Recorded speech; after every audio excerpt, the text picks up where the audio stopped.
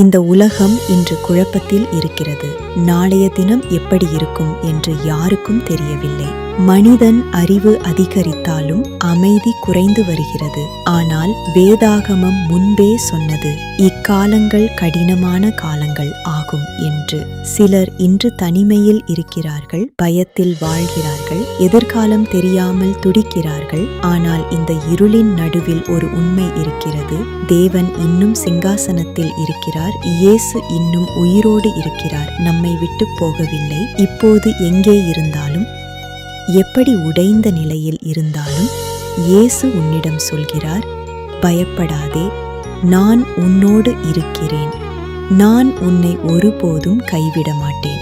இந்த உலகம் மாறிக்கொண்டே இருக்கும், ஆனால் தேவனின் அன்பு மாறாது. இப்போது திரும்பி வா, உன் சுமைகளை அவரிடம் சொல். அவரின் சமாதானத்தை உனக்கு தருபவர். இந்த இருள் நிரந்தரம் இல்லை. ஒரு நாள் இயேசு மீண்டும் வருவார். அந்த நாள் வரை நாம் நம்பிக்கையோடு வாழ்வோம். அவரின் பிள்ளையாக இருப்போம். God bless you. ஆமென்.